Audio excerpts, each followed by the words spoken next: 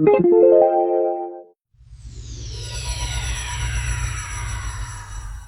Tat, terkait dengan penyerangan Syiah di Azikro beberapa hari waktu lalu, tampaknya Syiah ini sudah mulai berani menunjukkan jati dirinya, bahkan melakukan hal-hal anarkis. Bagaimana Ustadz melihat potensi bahaya Syiah di Indonesia ini? Ya, bismillah, alhamdulillah, salatu wa ba'd.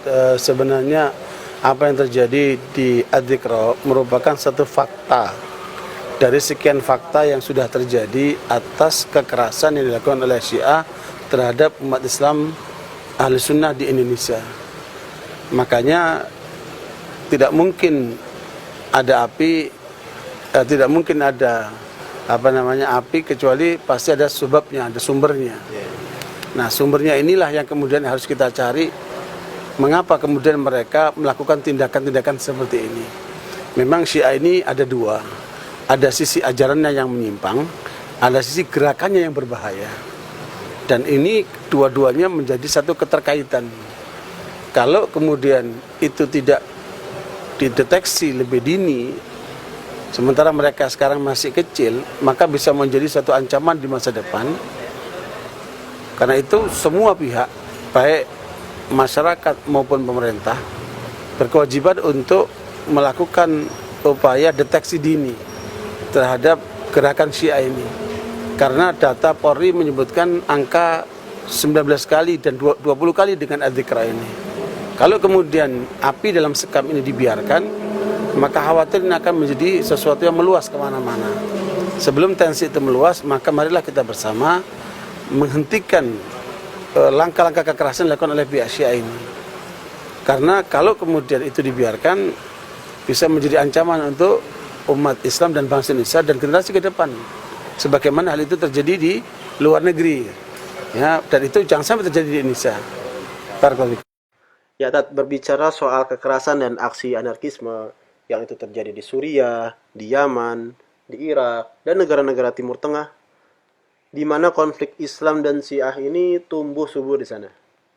Bahkan ada tokoh-tokoh Syiah di Indonesia ini sesumbar mengatakan akan mensyuriahkan Indonesia.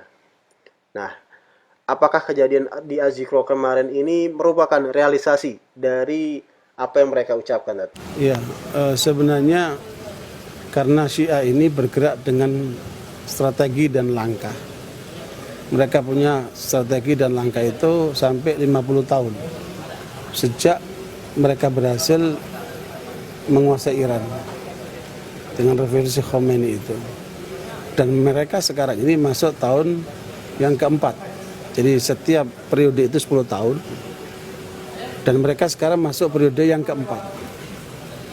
Dan tentunya mereka punya rancangan untuk Indonesia sebagaimana mereka punya rancangan di negara-negara lain. Jadi mereka telah berhasil menguasai 4 negara, Irak, Syria, Lebanon, dan Yaman.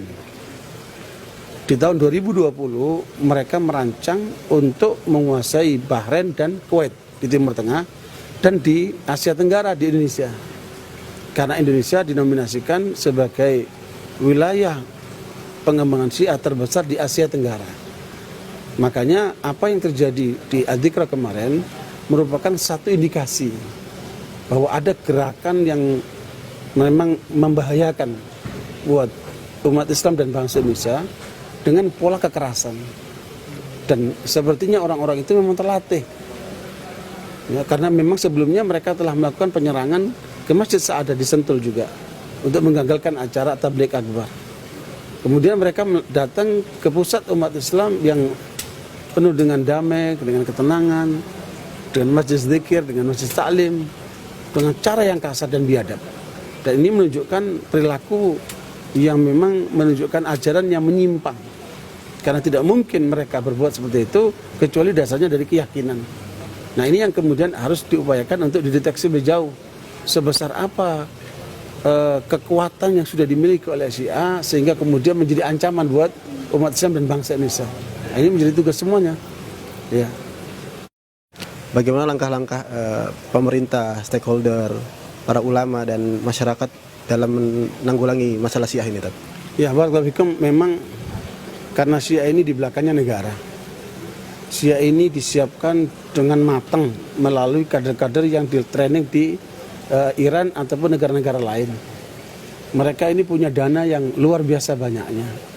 Mereka punya strategi dan langkah-langkah program yang jelas terbukti sangat masif. Kemudian mereka organisasinya sangat rapi.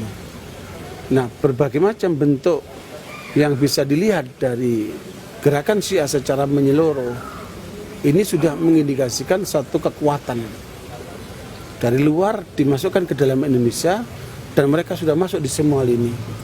Makanya tidak mungkin penanganan Syiah ini oleh satu kelompok atau satu pihak, harus melibatkan lapisan umat Islam secara keseluruhan dan pemerintah tentunya.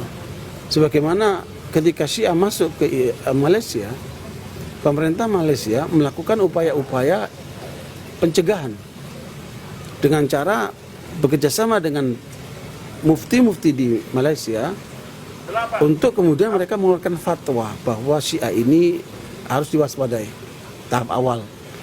Kemudian ketika Syiah sudah semakin meluas dan itu bisa membahayakan kelanjutan daripada masyarakat Malaysia, maka dikeluarkanlah bahwa Syiah itu ajarannya sesat menyesatkan.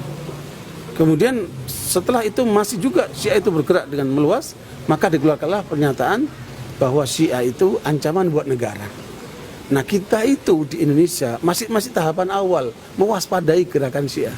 Belum sampai kemudian menjadi suatu keputusan nasional bahwa Syiah ini sesat menyesatkan. Apalagi sampai meningkat satu tingkat lagi bahwa Syiah ini ancaman buat negara. Karena itu kebersamaan antara pemerintah dan masyarakat umat Islam di Indonesia ini perlu kemudian menindaklanjuti itu. Jadi dari kewaspadaan menjadi ke arah yang lebih tinggi lagi, yaitu menjadikan Syiah ini agama yang sudah pasti menodai agama Islam. Dan itu telah diputuskan oleh pengadilan pada saat kasus Sampang. Dan itu ingkrah. Karenanya itu bisa menjadi acuan selain fatwa dari Majelis Ulama Jawa Timur, kita bisa kemudian berupaya untuk meyakinkan dan menekan MUI pusat agar mengeluarkan fatwa bahwa Syiah itu sesat menyesatkan. Ketika kemudian nanti ternyata Syiah tidak bisa menahan diri, masih juga melakukan ekskalasi kekerasan-kekerasan, maka bisa diangkat menjadi Syiah ancaman buat negara. Dengan demikian kita bisa menghentikan langkah Syiah, tetapi yang penting untuk disadarkan bahwa api Syiah di Indonesia ini sumbernya adalah kedutaan Iran. Makanya pemerintah Indonesia dan masyarakat Muslim Indonesia bagaimana kemudian bersatu padu untuk membatasi ruang gerak kedutaan Iran itu hanya sebatas sebagaimana permintaan MUI pusat, sebatas ekonomi dan politik. Kalau perlu ditutup aja sama sekali, karena memang sumber apinya dari situ. Nah, kalau kita bisa kemudian menutup sumber apinya, insya Allah keberlanjutan agama Islam di Indonesia ini akan menjadi aman, sebab faktanya di lapangan tidak ada suatu masyarakat yang di sana ada komunitas Syiah kecuali di situ akan ada konflik. Nah, sebelum menjadi itu ancaman lebih luas kepada kita umat Islam dan bangsa Indonesia, marilah kita segera bersama-sama menghentikan langkah Syiah dengan segala rencana jahatnya itu untuk tidak sampai menjadi ancaman buat kita bangsa Indonesia dan umat Islam. Barangkali itu poinnya. Jazakumullah khair.